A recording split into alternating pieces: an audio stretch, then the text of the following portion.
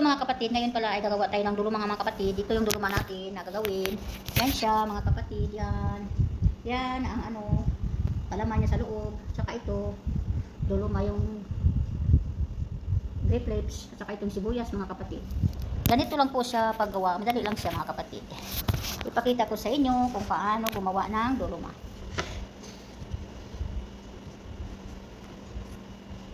Madali lang naman siya mga kapatid. Ganyan lang siya. Tapos, ilip mo siya ng ganyan. Tapos, ilip mo siya ng ganyan. Ilip mo siya ng ganyan.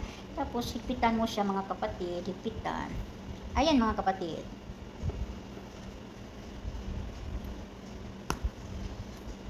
Ganyan lang siya. Madali lang siya mga kapatid. Yan. Yan siya. Yan. Ganyan. Kaya magawa tayo ng duluma bukas. Kaya paborito ng amo kong babae ito. Yan siya mga kapatid. Yan. Yan ang duluma. Tapos ilagay natin to sa freezer mga kapatid para ano, para kung gusto mang kumain yung mga amo ko, meron akong nakareading duluma, diba? Di ka na magagawa. Kasi mag-spend ka dito ng mga ilang oras kung gagawin mo to ngayon tapos lulutuin mo. Kailangan gagawin mo ito ngayon, bukas lutuin mo. Huwag yung ngayon ka magluto tapos ngayon pa rin gagawa kasi masyadong matrabaho po to mga kapatid. Para ka naglikit ng suman. Ganyan lang siya mga kapatid. Ganyan lang siya. O ganyan. Idi-indi natin para ma-flat siya. Ganyan siya mga kapatid. Ganyan lang.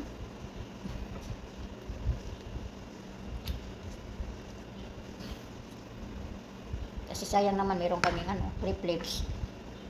Naka-stack lang dyan. Gawin ko na lang na ano. Gawin ko na lang siya ng duluma para ano. May stack kami. Kasi paborito ko ng amo ko mga kapatid. Paborito ko na ng amo ko na babae. Bigas lang ito ang palaman niya mga kapatid. Bigas saka yung mga vegetable. Yung lagyan mo ng carrots, lagyan mo ng potato.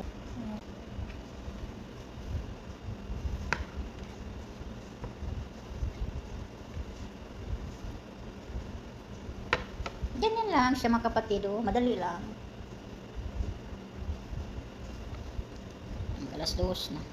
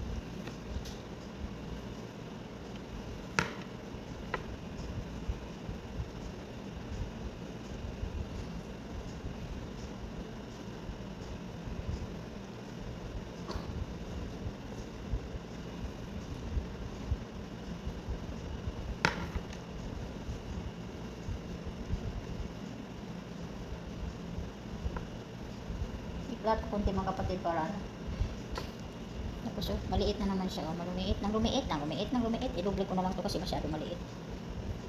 Masyado maliit mga kapatid. Ganyan lang mga kapatid. Ilagay mo.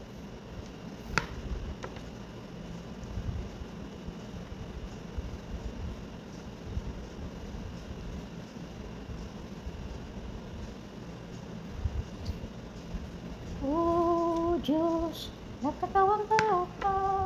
Dito ang isang katanguhan. Makapangyarihang Diyos, pinupuri ka namin. Makapangyarihang Diyos, pinupuri ka namin.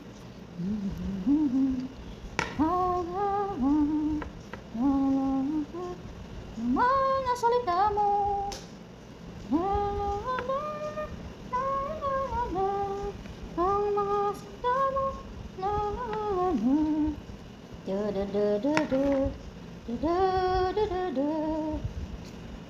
Lutuin ito natin bukas mga kapatid.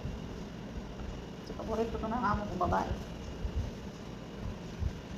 Nung Ramadan, palagi akong gumagawa ng ganito. Kasi yung amo kong babae, gustong gusto na itong dolma.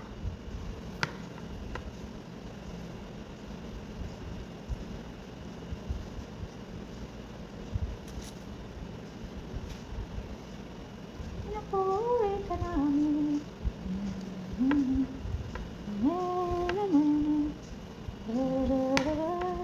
Ang mga salita mo.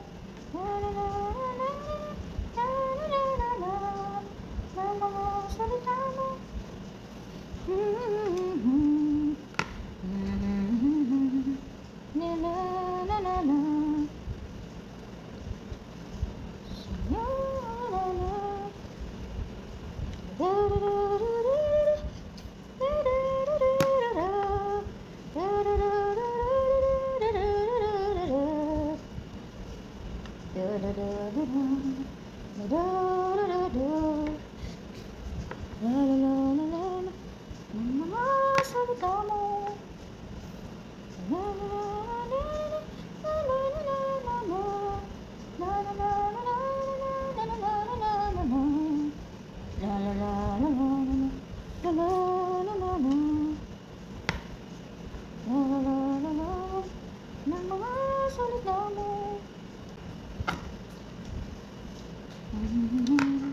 Katotohanan.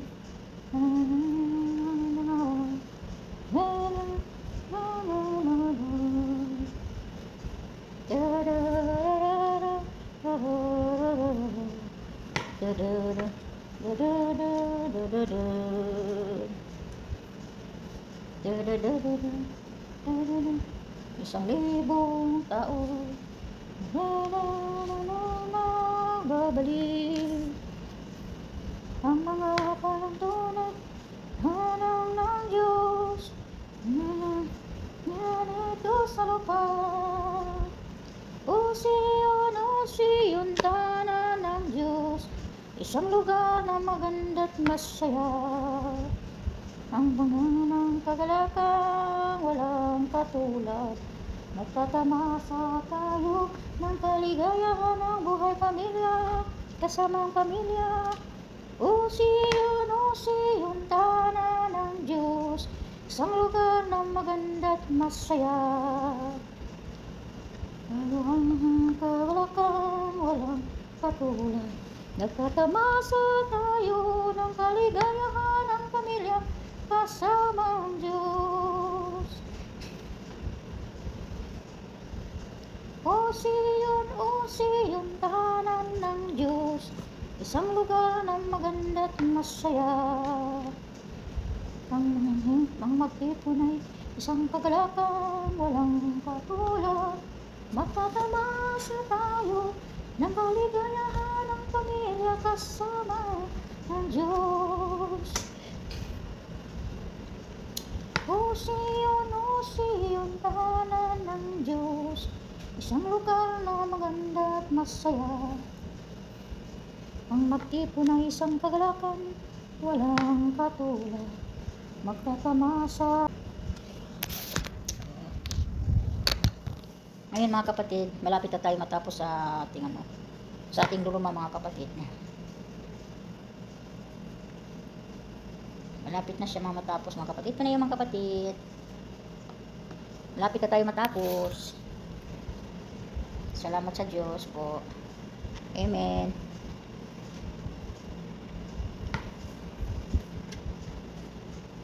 O Siyon, tahanan ng Diyos, isang lugar na maganda at masaya. Ang magtipunay, isang kagalakan walang katulad. Magtatamasa tayo ng kaligayahan kasama ang pamilya. O Siyon, tahanan ng Diyos. Daming batong guys, oh. Magulay tayo ng bato ngayon kasi maraming batong nabili ng amo ko. Yan, magugulay tayo ng bato ngayon. Ito na yung batong natin guys. Yan. Ulamin natin mamaya. Yummy. Ito naman tayo guys.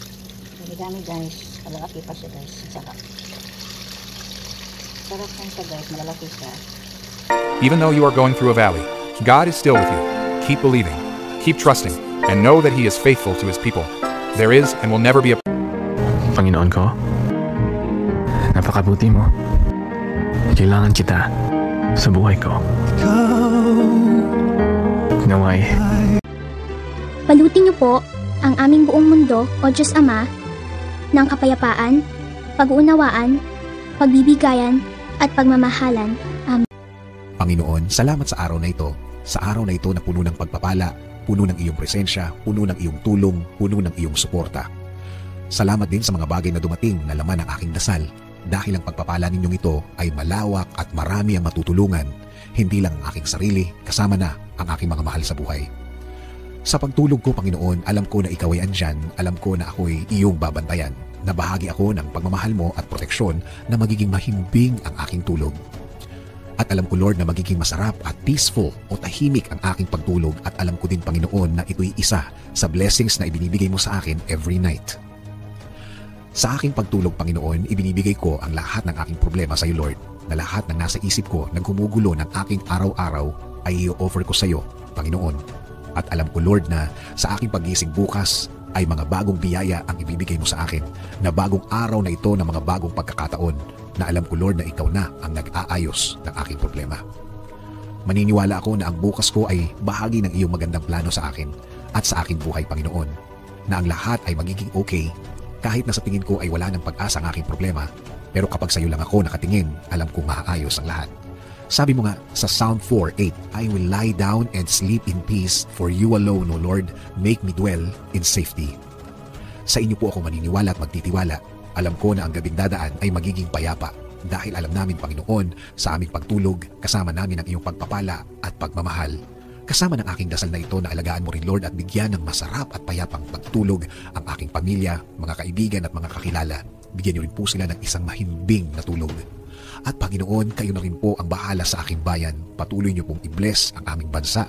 Patuloy niyo pong i-guide sa tamang landas. Lakas at talino pa rin ang aming dasal sa lahat ng namumuno sa amin, Panginoon. Panginoon, salamat ulit sa isang mahimbing, masarap, payapa at puno ng pagmamahal na pagtulog na galing sa inyo. This is our prayer. In Jesus' name, Amen.